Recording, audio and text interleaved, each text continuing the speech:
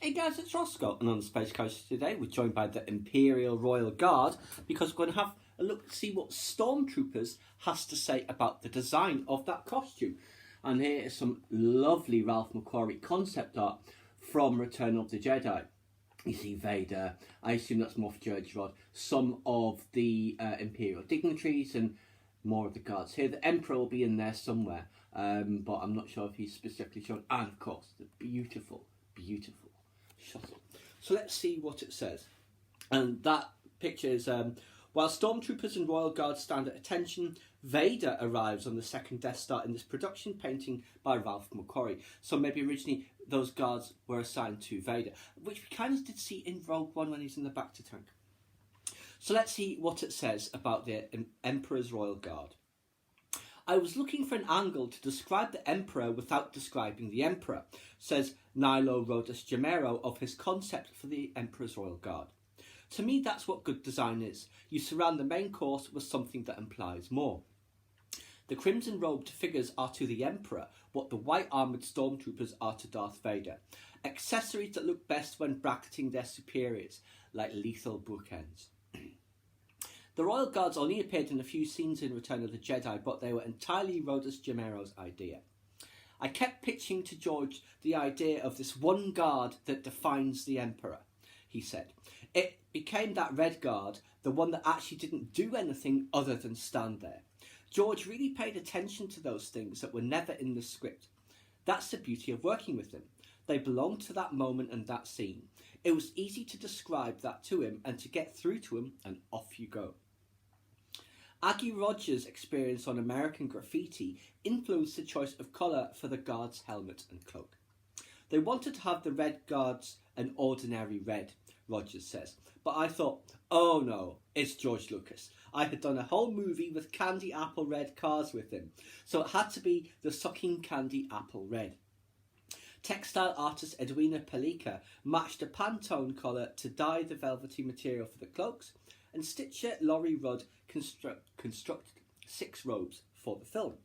The costume department created a set of undergarments that included a tabard with an obi, boots and gloves, all dyed in a deeper maroon colour. There's a bit more text which I'll read in a moment, but there's also some more pictures. So there we see a still from the film, elements of the costume on a mannequin, and this is like in an early concept art painting, and there's this column and this, but not this, that is also about the Imperial Guard, so I shall read those for you now.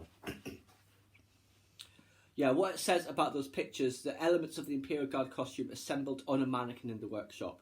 Early concept sketch of an Imperial Guard by Nilo Rodas Gemero. That was in 1981. And then bottom, members of the Imperial Royal Guard descend from the Emperor's shuttle in Return of the Jedi. So back to the design, and all dyed in the deeper maroon colour.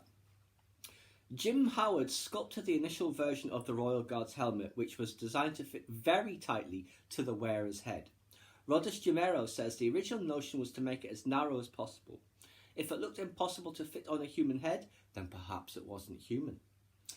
Pete Ronzani was the model for the test fit for the helmet.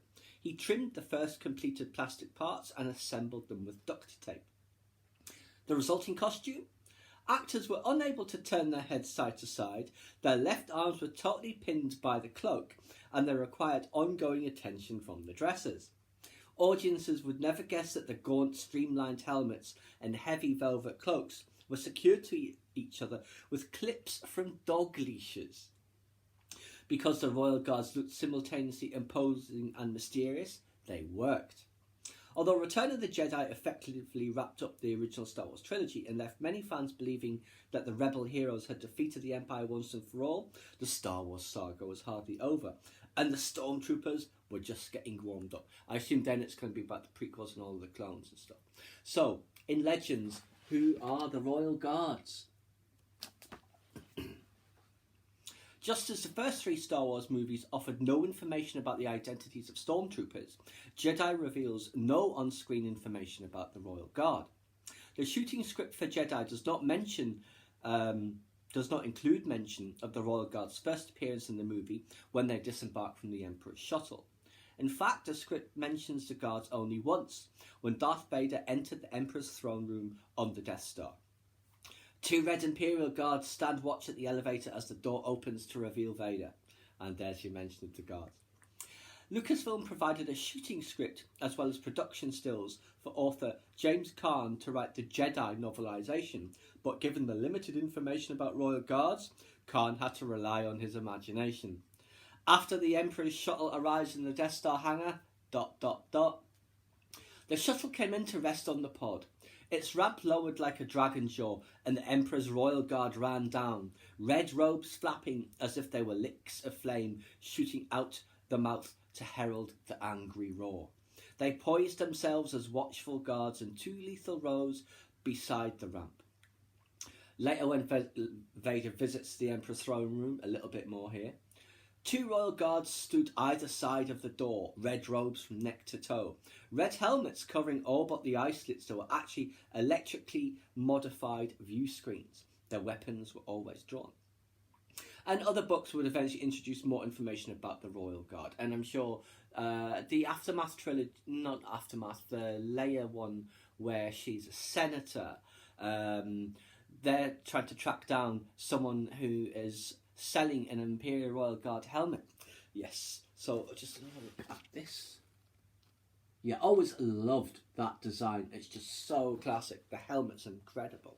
I've got 3 of these. This one, this in the small scale, and then a cloakless version of this that I acquired, I think, from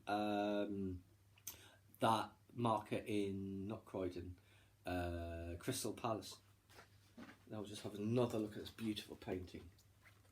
I just love that shuttle so much. Ralph Quarry's art is just amazing. So yes, that's what it has to say. Let's just have a little look. So you see they mentioned this is the same colour and this the deeper maroon colour. And obviously they would not be able to move at all. They have one hand like this and the rest, I assume they're just pinned by the cloak as it says. So let's just have a little look at that undergarments. Very nice. I'll bring that a bit closer. I'm not sure how close or not. This is to a Stormtroopers breastplate. I'm unsure. And obviously they don't have this either, the Stormtroopers. But yes, very nice. Interesting design. The little details. It's the little details that matter so much, isn't it? And then the force spike. And of course we got to see these guards in action without their cloaks in the last episode of Star Wars Rebels, where Thrawn has taken Ezra to meet the Emperor, or the Emperor's hollow visage anyway. And when it all goes pear-shaped, as you know it will, the guards go after him. It's fascinating to see how those force spikes actually work. So yes, love this design. I wish we'd had a better look at the updated version of this in The Rise of Skywalker, because essentially it just looked like Sith Trooper helmets with red cloaks, but you hardly ever see any real close-ups on them. They're always just in the background, or they're flying across the screen when one of Rey or Ben Solo is doing them in. But yeah, I would have liked to have seen them properly. I'm sure we will at some point. Well, maybe in the Art of, I expect, as and when I ever get hold of a copy of it. And I've just noticed another little detail. Never really noticed that before, that line there. But yes, just a quick look at the design of the Imperial Royal Guard from Stormtroopers Beyond the Armour. I hope you guys enjoyed. Please subscribe to my channel if you enjoyed this content. Leave me a comment or suggestion for an upcoming topic you'd like to see discussed, or like the video.